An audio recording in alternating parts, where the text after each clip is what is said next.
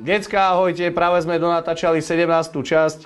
Chvála Bohu, ju máme za sebou, mali sme na začiatku trochu technické problémy a nakoniec môj počítač to vyriešil. Nie Ondrov, ale môj, preto záleží vždy odo mňa, či táto show bude pokračovať alebo nebude. Nezáleží to od Ondra, vôbec nie. Máš panáka, chlapče, vieš o tom, že zrušil som ťa. Ale nie, potom by to bola už doslova do písmena one man show. A to by už ozaj potom asi nikto nepozeral, pretože keď človek to má robiť úplne sám, vieš, a keď si to robievaš sám, tak je to na prd, jednoducho všetko celé.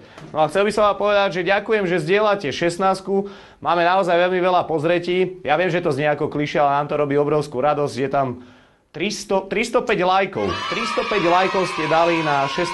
časť na Facebooku. Absolútne veľký rešpekt. Je nás takmer 2600 a z toho počtu, keď sledujem iné stránky, tak je to naozaj skvelé číslo. Okrem iného, exkluzívne tričko, ktorom som natáčal dnes, sa volá Yo 17 Special Edition of Masturbation. To znamená, že ak náhodou budeš mať o toto tričko záujem, dám k tomu ešte aj exkluzívnu čelenku a skúsime to buď vydražiť, alebo dám pevnú, horibilnú, vysokú sumu. Tak ak náhodou si ochotný zaplatiť za to, tak to prosím ťa ho do komentára, buď na Facebooku alebo na YouTube.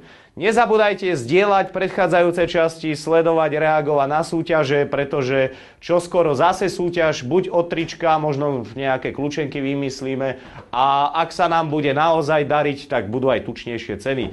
Ďakujeme všetkým fanúšikom, ľubíme vás, pozdravujeme aj Bystricu, aj Košice, pretože tam som teraz posielal 2 trička, tak som veľmi prekvapený, že aj tam na nás čumíte. Ďakujeme ešte raz veľmi pekne, pozdravuje vás aj Ondro, ktorý čím ďalej, tým viac je šťastnejší a šťastnejší, že vydržal pri tomto projekte. Ľúbte sa, množte sa, nech je nás čo najviac.